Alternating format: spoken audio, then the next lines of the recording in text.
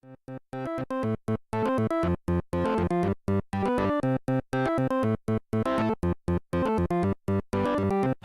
and welcome to the Gaming Society Radio Hour. I'm co-host James. And I'm Matthew. And let's get into the news here this week. We've got a big piece of news for those of you who are big fans of the tabletop scene. I'm sure most of you out here have heard of the game Betrayal at the House on the Hill. Matt, you actually pitched this game when we had John Ratz on. Yeah, that's right. It's one of my favorite games of all time. It's really what got me into playing board games originally.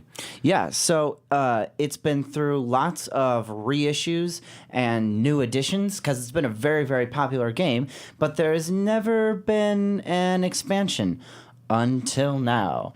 Coming in fall 16, we're going to get our very first Betrayal expansion, and it's called Widow's Walk, which I actually, when I was looking for the article for this news story for this show, and I Googled Widow's Walk, I found out that's actually the name of something in architecture. It's sort of a circular, it's a balcony that's circular. It's around some sort of a spire on the roof of sort of a Gothic-looking building, which makes sense because in this expansion, there's going to be an entirely new floor.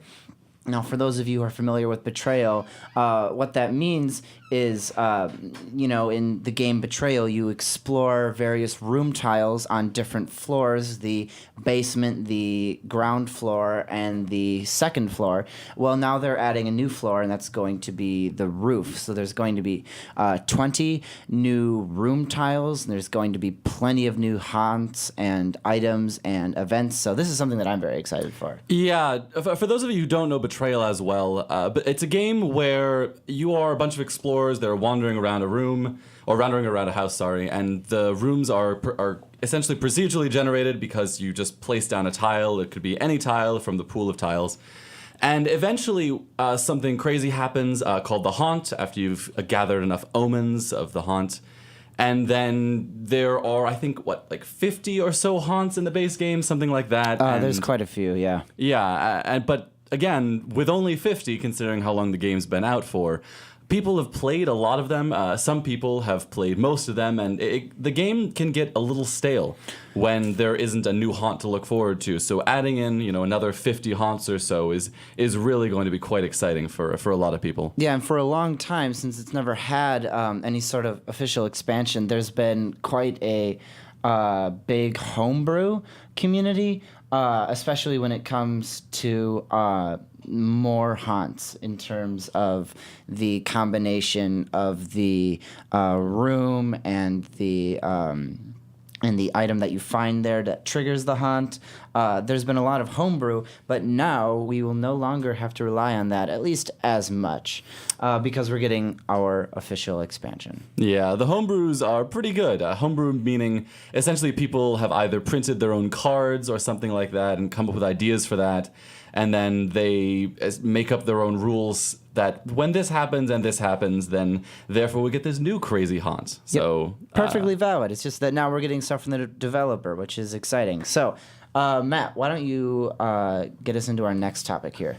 Yeah, so one thing that video games have been trying to do for the last, 10 years or so, probably, has been essentially creating its own sporting environment. Esports has become actually relatively wildly popular over the last few years. But with those sporting aspirations come the problems that arrive with sports. One such story that happened fairly recently is match fixing. A match fixing report came out very recently, I think it was just this last week, on a StarCraft II investigation. Now, StarCraft II in Korea, specifically South Korea, is very much, it is a sport. It is a professional sport in Korea because gaming is so popular there. And, they have television channels for it, they have all sorts of things. But the issue comes when they're more or less killing off the scene through match fixing. The report came out that a player had been paid $60,000 to throw 2 matches in a tournament. And now, by throwing those 2 matches, they made $60,000, but winning the entire tournament, they would have only won a sixth of that. Now, all that does is cause people to want to essentially throw matches, which completely ruins the scene, because when people are getting paid more to not play the game than they are to try to be the best at what they can do, it completely destroys everything. And what's worse is that the people who then approached this person stated that it's okay, you can do this, you can throw the match, because everyone else is doing it, which again is another thing that's been going on in professional sports for years. In baseball with steroids, or really with any sport with steroids or any other type of performance-enhancing drug, everybody else is doing it, therefore it's not even getting a leg up, it's just trying to hit equality. And so for a player like Life, who was one of the players who was implicated in the recent scandal, he was making a heck of a lot of money basically doing nothing, and it was more money that he was going to make by playing the game legitimately.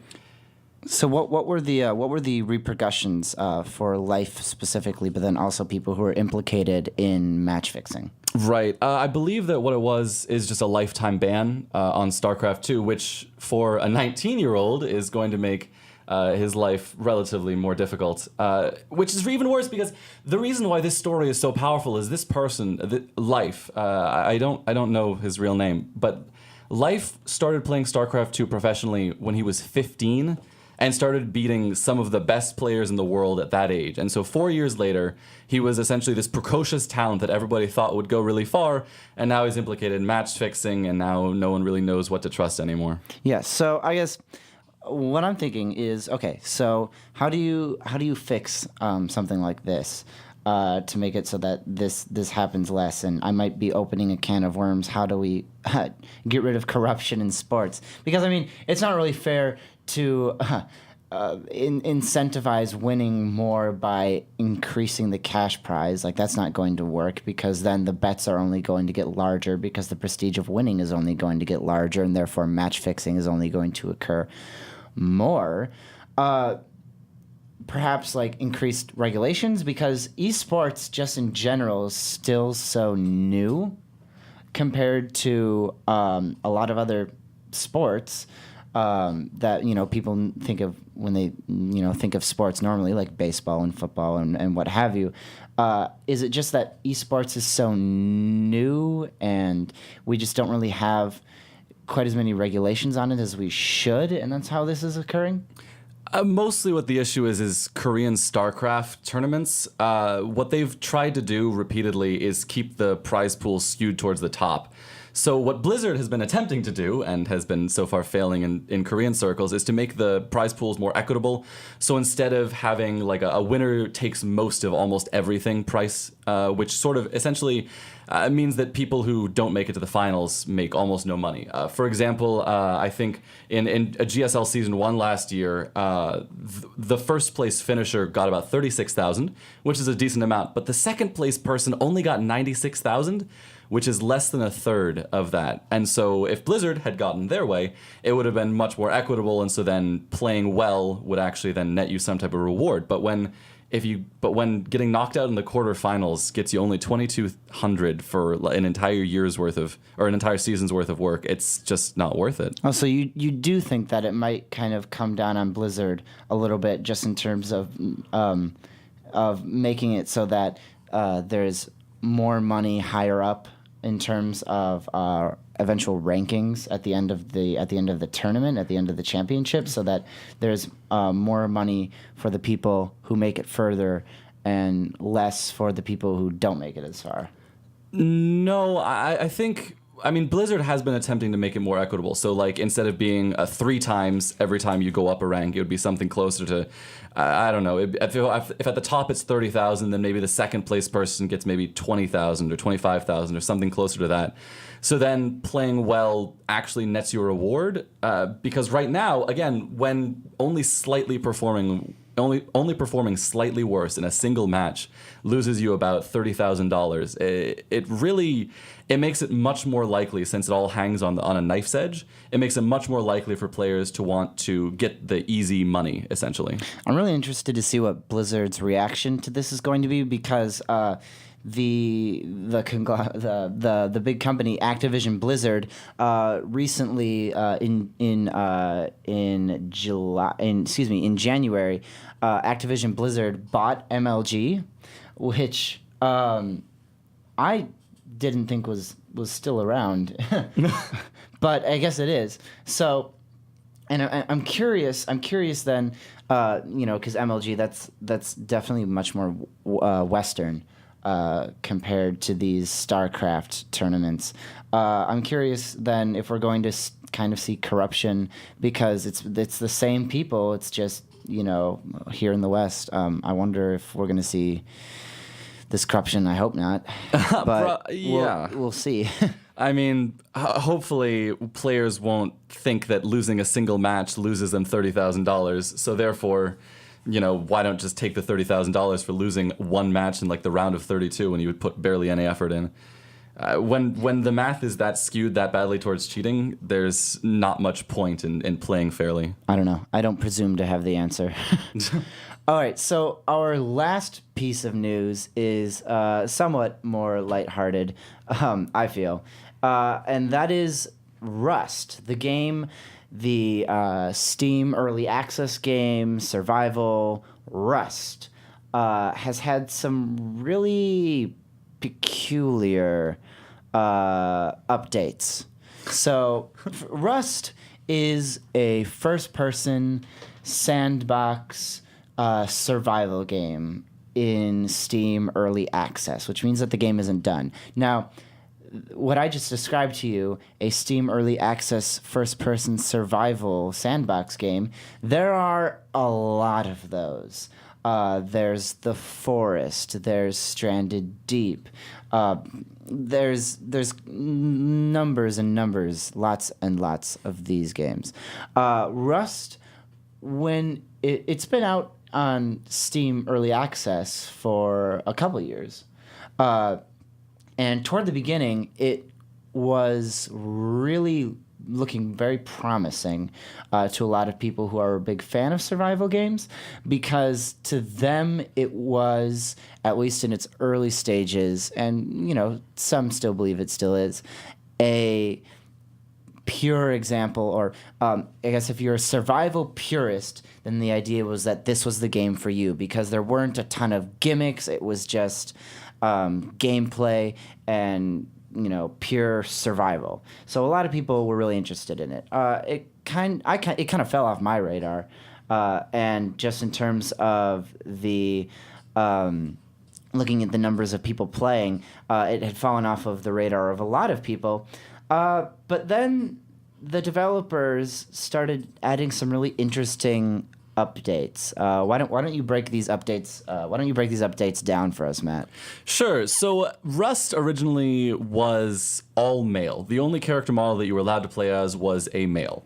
Now, one thing that is also important to note about Rust is every single character, when you start out the game, starts out completely naked. This will become important later.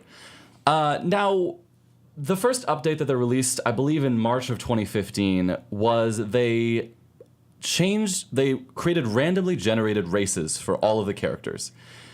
So instead of only being able to play as a white male, you could play as an Asian male, as a black male, as any other type of male, any race of male. However, they did something that was very interesting, is they tied that race to your Steam ID. Now, what this means is that you cannot change it. No matter how many times you die, no matter how many times you change computers or change anything else, as long as you're using that same Steam account, your character will always be that race. And you didn't even get to choose initially. It was randomly assigned to you. Yeah, exactly. And so a lot of players were frustrated at that because they felt that they really wanted to be able to change their character. They felt that they could not identify with that character, and they had problems with that.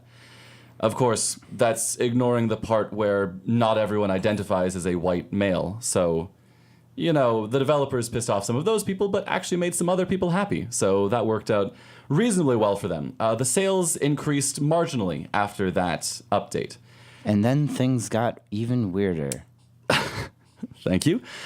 In June of 2015, they then released a new update, which was an odd choice, I would personally say. They randomly assigned penis size to all of the players, or to all the players' character models. This resulted in a lot of strange encounters where players, as soon as they would spawn in, would then be comparing penis sizes with one another.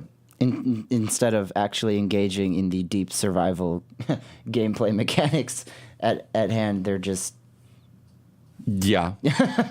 Yes. We're on the radio, so we're skirting around some words. Anyway, so they, for some reason, chose to do that. Then more recently, and in more of a fun update, in my opinion anyway, something that I think was really should have been in the game a long time ago.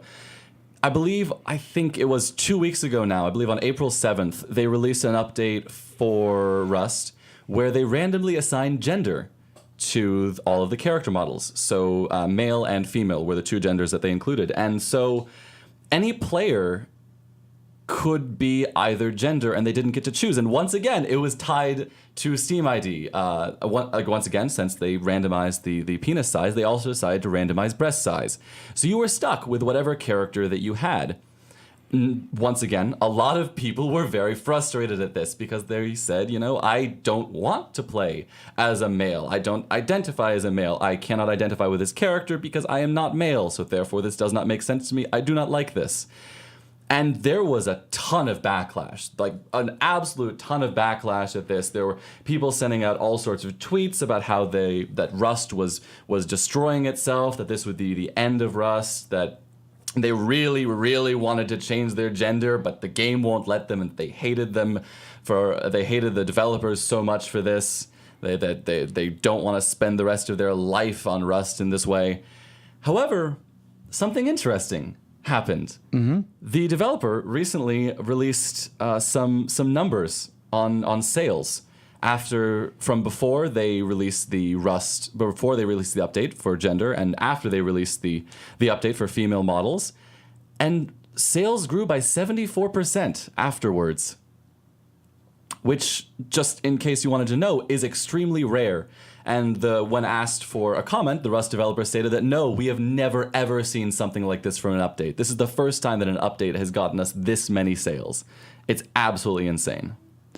And I think a big part of it is whether or not you agree with the fact that these changes to your character model are forced, whether you think that's okay or whether you think that you should get to choose. There has objectively been a lot of criticism and backlash. But I mean, there's sort of the old adage that, even bad publicity is still publicity. So I think that's a part of it. Because, I mean, people like Matt and I talk about this to people who are listening, like you and you. So, people hear about it. People look at Rust. People want to buy it. But then also, there are going to be people who are interested in this.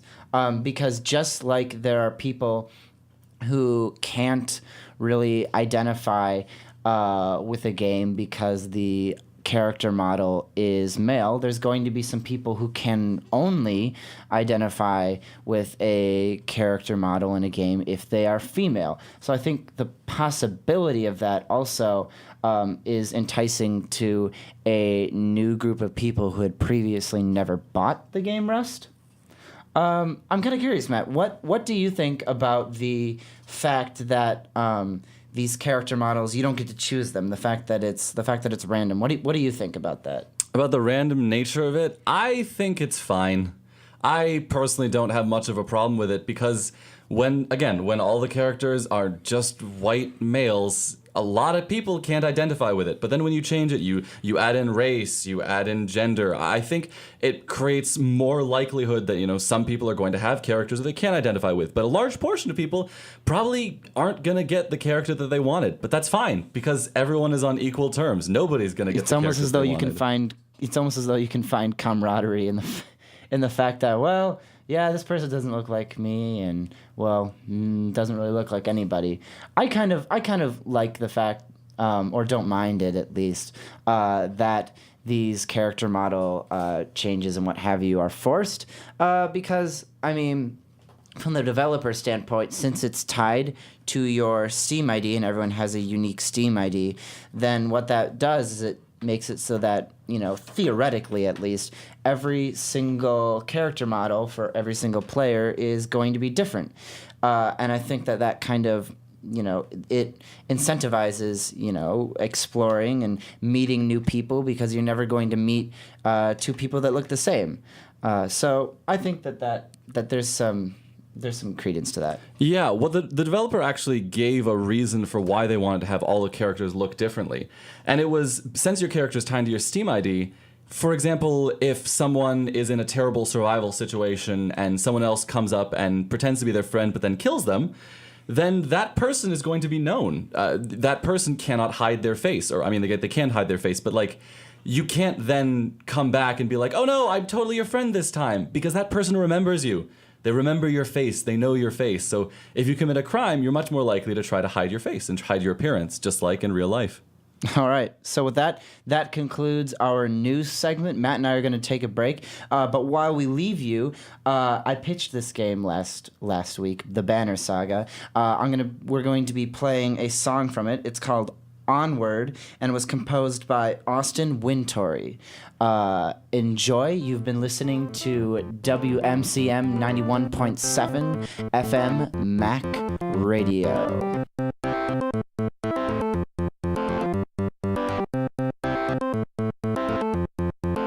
And we're back to the McAllister Gaming Society Radio Hour. I'm co-host James. And I'm Matthew. And we're going to now get into our feature for this episode, and that is the indie experience. Talking about, well, first of all, what an indie game is, and what it is has kind of changed over the course of the years and recent years, and talk about the current state of them. So I guess the main reason that I wanted to talk about indie games in the first place is this semester, Matt and I have been in a class called Digital Literatures, where we read graphic novels and examples of hypertext, such as Pale Fire and House of Leaves.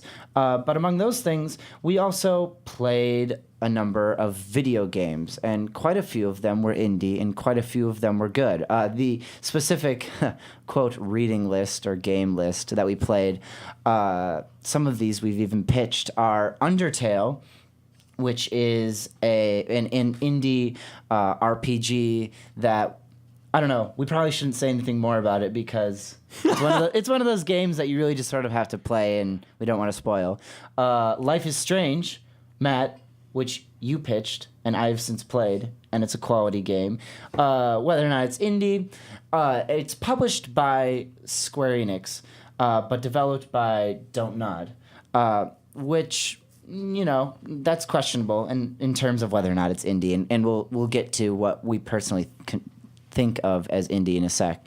One of the games was Gone Home, which was a walking simulator of sorts, in which you come home from a semester abroad, and your mansion in which your family lives is empty, and you explore and go into rooms and read documents. And if you think it doesn't sound that much fun, like, that's a valid opinion, because it's not for everybody. I enjoyed it. What did you think? Because it wasn't necessarily fast-paced, action-packed, and gripping in that regard. I enjoyed it more than I thought I would, but any walking simulator in my book is more of an art piece than a video game, in my opinion. That's fair, but I would say a quality indie game Gone Home is. Sibel, an indie game. Personally, I don't think it's quite as quality, but there are some people out there who like it, and I respect that. Sibel is the almost autobiographical story of the person who made it, about a woman who falls in love with someone on an MMO, and it's about their relationship. And the other game we played is Portal. Not necessarily indie, but a quality game nonetheless. So, Matt and I, in addition to those games, have been playing multiple games throughout the semester, and most of them actually, in terms of games that I've played personally, have been indie. And a lot of the games that I have been playing, probably in the last couple of years, have all been indie. I'm realizing, which is why I think it'd be a good time to take a moment and talk about and appreciate indie games here on the Gaming Society Radio Hour. So, Matt, what is your definition for what an indie game is? Oh, geez. It's very difficult to point at exactly what an indie game is. I think really what we have to do in order to define it is largely go back to what it used to be. Indie game used to be sort of shareware or freeware titles for the PC specifically. Games that were either shareware, in which case they would sort of be passed along, because indie games originally were games that did not have a publisher. Now, for those of you not that aware of video game development cycles, there will be a developer of the game. And that developer will then need to have a certain amount of money in order to produce the game, in order to develop it. And then they will also need a certain amount of money in order to send copies to the people who purchase the game, or really just to stock the stores so that people can even know if their game exists, as well as advertising and any number of other costs that come along with making a product. The easiest way to have enough money to be able to do all of that is to have a publisher. Now, publishers will be looking for very specific things, so the publisher will likely have input on the game, changing certain facets of it, as well as just in general giving them money. So, now that I've gotten that out of the way, what is an indie game? I would say an indie game has evolved past that need to not have a publisher. Because of how the digital media platform is currently, I believe that games that are produced without publishers are going to be indie games. Just games that do not have publishers or are not AAA will just be indie games. And those are very indie games. So like Undertale is very much a very indie game. It was developed by, I believe, one person, and they did a fantastic job. There are several other games that have also been developed by just a single person in more recent weeks with the farming simulator that I can't remember the name of right now, Stardew Valley, and many other games. Now, the question becomes, is Life is Strange an indie game? Because it has a publisher. It has Square Enix, which is a AAA publisher of titles. Yeah, Square Enix is, of Final Fantasy fame, among other things. Yeah, and so it's very difficult for me to say that Life is Strange is an indie game. I would have to say that it is not. I would say that that it has to be a game that does not have I agree. Either not have a publisher, or I guess in that case, it would be self-published. Right. Except here's the problem, though. Because a lot of development studios that are a lot of small indie development studios need to have a publisher in order to be able to produce games, just at all, in order to be able to make any amount of money. And so just cutting off that alleyway for them to be even defined as an indie game, and then to try to rank them up against other games with publishers, it just feels kind of mean to try to put them up against groups that have far more money, far more resources. Yeah, and to be fair, there are some pretty indie publishers out there too. Coffee Stain Studios, which got its start with Goat Simulator, and has since expanded on to some other projects, such as A Story About My Uncle. Definitely incongruous with what Goat Simulator is, but they've sort of since expanded out from that. So, Life is Strange, I think, I don't think it's an indie game because, Square Enix is a massive, massive publisher. And, okay, whether or not they had any sort of creative input in making Life is Strange, I feel as though it's just, it's commercially, it's a really big game. The scope is really big. And that's not to say that an indie game can't be those things. But I feel as though just once you associate with the juggernaut that is Square Enix or something equal to that, such as, Activision, whether or not you're an indie game can be called into question. And not that it's necessarily an important distinction, because I think Life is Strange has a lot of the look and feel of what I like, to be honest, in a lot of indie games. And I think it's kind of self-aware in that regard. So Life is Strange would be a good example of what blurs the line. So you mentioned a little bit about the early days of indie games, and at the very beginning, they were shareware or they were free and were on PC.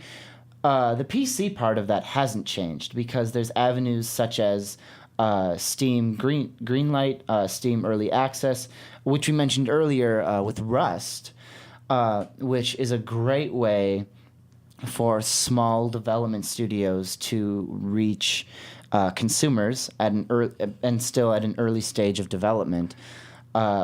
So kind of working forwards in time, I think one of the really big indie games, one of the first really big indie games, and the first of what I would really call the modern indie game, once it kind of stepped out of the shadows that were freeware or shareware and into the mainstream, would be Braid, which is a platformer which has a really engrossing story for a 2D platformer, and really, really solid puzzle solving and time bending mechanics, because there's 5 different worlds, and in each world you have the ability to bend and change time. But it's different in each world, so the gameplay is always new and fresh. And that was really the first big mainstream indie game, I would say. The art style, it's all done by hand. So I think a lot of indie games that are coming out now, you can kind of trace back a lot of influence and what have you to that game. I actually would disagree on Braid being the catalyst for all of that. One of the earliest games that I remember in 2004, Braid was released in 2008. In 2004, they released Cave Story, which was this game which was developed by a single person in their free time over the course of 5 years. It was sort of a platform-ish game. There was puzzling. And it was critically acclaimed in terms of because of its compelling story and because it had just such fantastic gameplay. And this game was released as freeware originally on PC, and so because it was free, tons of people were able to access the game, were able to play the game. The game was 8-bit, and so it was very, very pretty. People liked the throwback style of the game. Millions of players were playing the game, and at some point, it was on basically every single platform that you could imagine. Like, it was on Linux, it was on Xbox, Dreamcast, PSP, the graphing calculators. It was absolutely everywhere. And Nintendo at some point picked it up and they said, "Oh my goodness, this is really popular. Everybody loves this game." And so in 2012, actually, they released a 3D version of the game on the 3DS 8 years after the game was originally released, because the game was just that popular. So I personally would say that Cave Story was probably, in my opinion, the catalyst for indie games. And I think a lot of this has to do with taste, and a lot of this is subjective, because when I think of indie games that I like, a lot of them do have similarities to Braid for me. I've also played Braid, and when I think of games that are like Braid, indie games specifically, I think of Limbo and Bastion, games such as that, which there are definitely things that I can trace back to that. Not obviously that they're blatantly ripping them off, because, I mean, if there's any sort of genre or subset culture of games that is largely independent of other games having come before it, it would definitely be the indie scene. Because I think for me, the biggest thing in terms of, well, what is an indie game? I don't think money is the first priority. I think, and there's no way of really judging this. It's really up to the player to decide what the developer was going for in terms of what were the priorities. But the Assassin's Creed franchise or the Call of Duty franchise and it's not necessarily true for every single person on the development team, because the development team for those mainstream AAA games are huge. But for a lot of the development team, it is a business. And the first priority is realistically probably money, and an entertaining game, even if it is entertaining, is that I don't think that is number one on the list of priorities, and I do think number one is making money.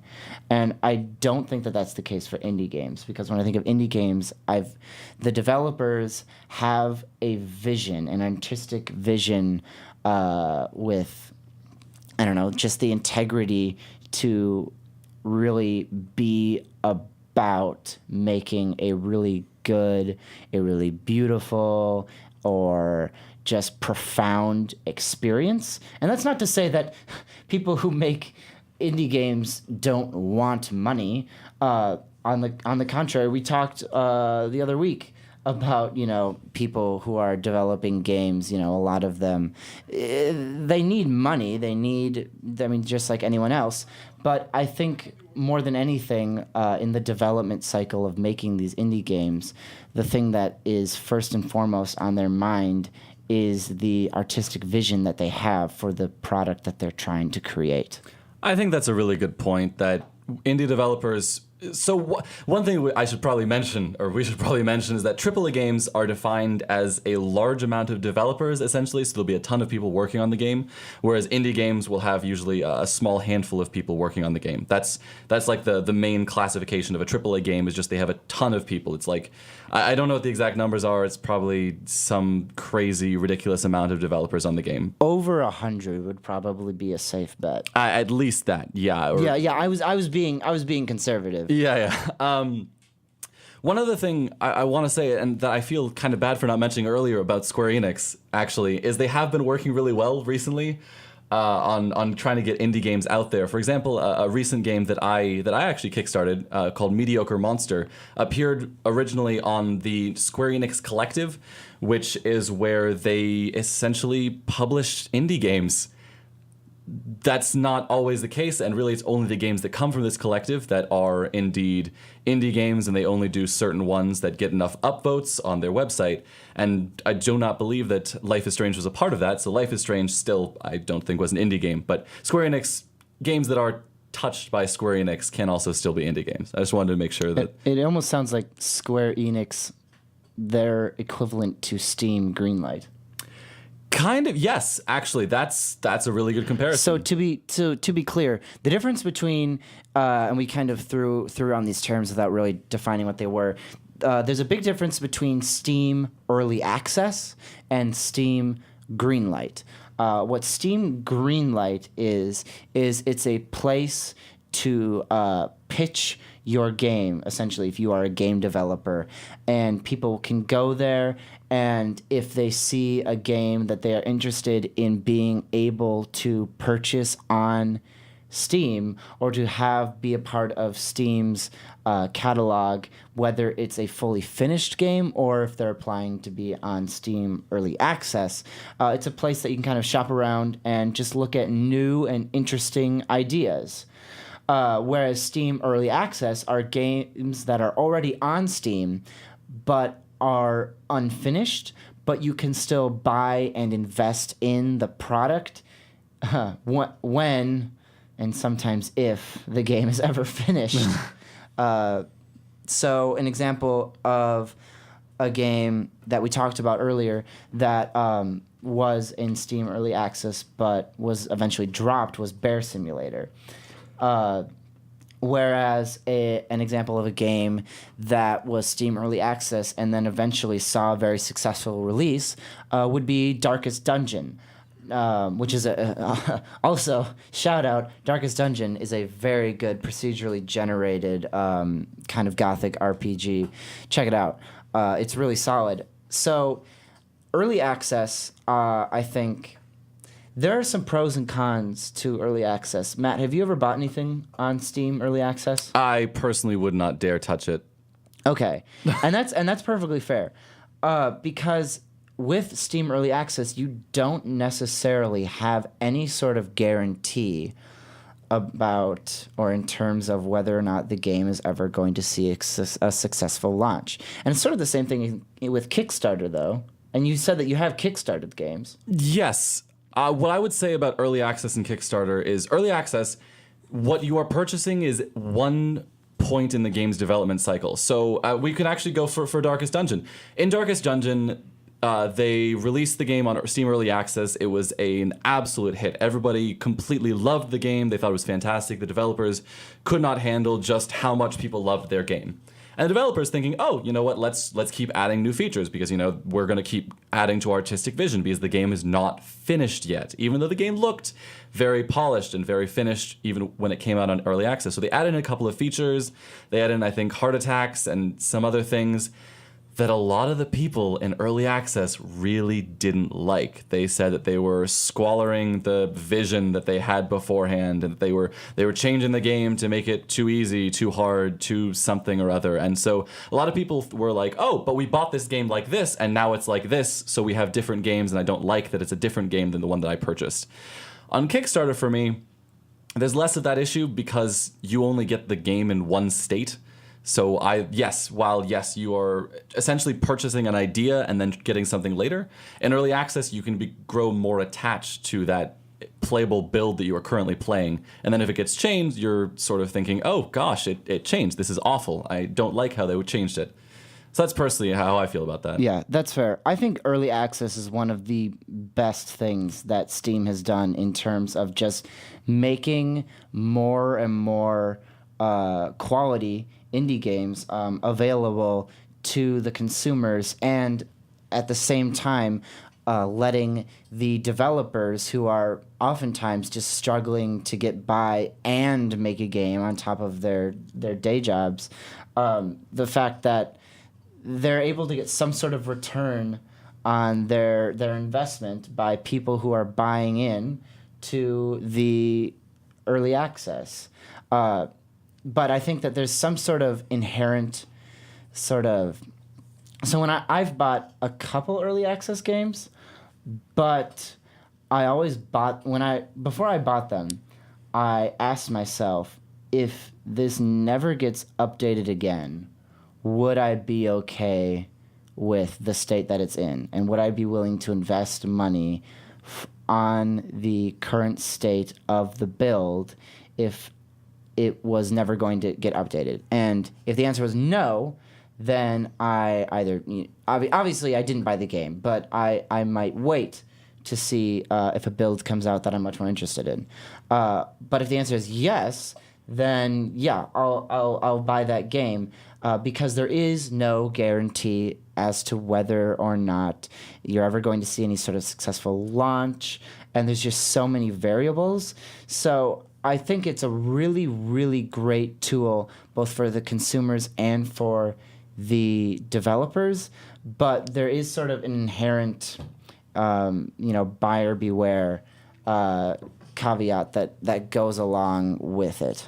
So I don't know if you were doing it intentionally, but you have been comparing these early access games to episodic gaming, fairly directly, actually, in terms of the way that developers are able to get money in order to work more onto the project to make sure that they get exactly what they're looking for in the future. You're saying that people really should buyer beware. You shouldn't really purchase it until it's in the state that you really want. So maybe you gotta wait until the end of the development cycle, all the episodes are out, or the game is finally released, or for when you actually want to purchase the game. Yeah, and I do feel very similarly. Matt's harkening back to, I believe, our second ever episode where we talked about episodic games, and I still wasn't sold on the format. And yeah, I think I view Steam Early Access games very similarly to episodic games, because usually I would so much rather wait for the finished product The only difference is I would never look at an episodic game that's halfway through the season and say, would I be okay if they never released any more episodes? Because that's not the entire story. So I mean, but that's just a different medium. So Sure, yeah. I mean, obviously that's different. But yeah, I would say it's fair that I view them very much in the same light. In that, yeah, there has to be, in my opinion, a bit of a buyer beware. So we haven't yet actually talked about Minecraft, which I find quite surprising considering just how much what that actually did towards the indie boom, which I think we could probably spend an entire episode on this. But you could probably spend an entire episode on Minecraft. That's valid, especially since considering what you've been bringing up recently in terms of both early access as well as just what games have really pumped the indie market forwards. So, for those of you who don't know, Minecraft is a phenomenally popular game throughout the entire world at this current time. It's again, survival game, first person. You can build worlds, you can fight monsters, do all sorts of fantastic things. The building really being the key thing. And nowadays, they're actually releasing books teaching coding with Minecraft, which I think is very cool. Yeah, I think it's been a great boon, and it's sort of ushered in a new. So I talked about Braid. I think was a huge catalyst for indie games, and I view Minecraft as being the same thing, because a lot of the survival games that we've been talking about, Rust, The Forest, Stranded Deep, those all popped up after Minecraft. Not necessarily that. I mean, there's definitely been a huge influx of survival games post Minecraft that are all indie. As far as I know, and I am fully aware that I'm probably wrong about this, but Minecraft was one of the first, if not the first, early access game that I was aware of. Minecraft was actually released, I believe, in alpha. When I purchased Minecraft, it was still in its beta form, and it didn't get fully released for, I think, about a year until after that. And so Minecraft went through this, at least as far as I'm aware, the first early access survival game, and it did successfully launch, and it really ushered in all of these other early access games. It came out before Steam added in the early access features, so I would hypothesize that they saw that Minecraft worked this well, that Minecraft, the person who was developing it at the time, Mojang, or I guess Notch at the time, was developing it, and he was taking all this feedback from all the fans that were purchasing the game and saying that they loved it. He got more money so that he was able to develop more of the game, and he got more feedback. He was able to make the game better. Everybody started to love the game. Eventually, he released it, then sold the entire firm for billions of dollars, and now he's extremely rich. I can't blame him, though. That's a lot of money. Oh, no, I would absolutely have sold. Especially to, I think, Microsoft, I want to say. Yeah, it's Microsoft. And so, really, it was the first early access game that did this well. And so, since then, we've had all these other early access games that have started coming out now. And I think that's probably a good thing. I would say that it started such a concept because it was something that we'd never really thought about before. The idea of releasing an unfinished build was one that people were very wary of. Even nowadays, there are always disclaimers over videos that you'll watch, that critical reviews of video games, because they'll say, hey, this is alpha footage, it's not indicative of the final product, don't judge me. The game is a little iffy right now. But Minecraft said, no, I don't care what you think about me. I am a game in alpha. I have caves that are huge that don't make any sense and are impossible to fully go through, but that's fine, and you will deal with that. So before we get into pitches, I think there's one last really important question, and this is purely speculative and also absolutely an opinion. Matt, what do you think is going to be the next big catalyst for pushing the boundaries of what an indie game could be? Because there was Cave Story, all the different platforms, and the gameplay, Braid in terms of the storytelling and artistry, Minecraft, the cultural phenomenon, the interactivity, early access, and survival. What do you think is going to be the next big push? Obviously we don't know the game that it's going to be, but what do you think it's going to be about, the concepts that it's going to have that's really going to push the envelope for what an indie game can be? Sure. I'm going to actually name a specific game. I believe that the game that will do this is going to be Pyre, which is Supergiant's most recent development cycle. I think it'll probably be released sometime within the next year or so. And the reason I'm saying that mostly is just because I love Supergiant games, but also because it's a game which melds the concept of an action RPG with that of a sports game. And as someone who grew up playing a lot of sports games and enjoying them greatly, I think that would be a really cool way for the indie market to go at some point. This might be a surprise to you, but I really actually hope that there's going to be a really good indie episodic game that comes out, because I mean, I really like Life is Strange, but I still don't feel like I've come across an episodic game that has really used the episodic format in terms of storytelling to its fullest, and inhabited the concept of episodes to the best and to the fullest that it can be. So I think that there's going to be an episodic game that comes along that really, really justifies that format. So we only have a few minutes left here, so we're going to get into pitches. Matt, what do you have for us this week? All right, so the game that I'm going to be pitching this week is a game called Apotheon. Now, Apotheon is an action-adventure game in the style of Metroidvania, which is sort of short-term, or a sort of a weird way of saying that you have to backtrack a lot and pick up items in order to progress through the story. It's a game that's set in sort of Greek mythology. It's a platforming type of a game. Really what draws me to this game most is the art style and the art direction of it, because the game is absolutely gorgeous. They nail the Greek mythology so well. It looks fantastic. You wrestle with divine powers, and you try to ascend Mount Olympus. You do all sorts of fantastic things, and so I just think it's a fantastic game. I've played it a little bit, and the models, the character models, it's a 2D platformer. It looks something like moving paintings on a Greek vase. Yeah, that was what they were going for. Unfortunately, their combat system was a little more rustic. But it's pretty. So the game that I'm going to pitch, and I've talked quite a bit about, is Braid.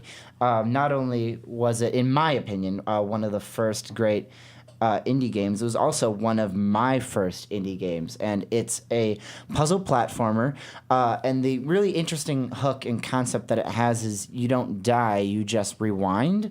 And in different worlds, the rewind has different abilities. In some worlds, there are objects that don't that your rewind doesn't apply to. There's one world in which there is a placeable object that manifests as an engagement ring for story reasons, that time slows in relation to the proximity to that object, and there's just some very, very, very great puzzles.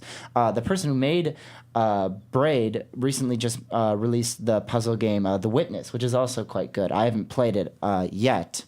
I'm planning to, because I really enjoyed Braid and the puzzles that it had, so I'm hoping that The Witness kind of keeps up the tradition that person has of quality games. So, to wrap things up, you've been listening to Gaming Society Radio Hour on WMCN 91.7 Mac Radio. I'm co-host James. And I'm Matthew. And thanks for listening.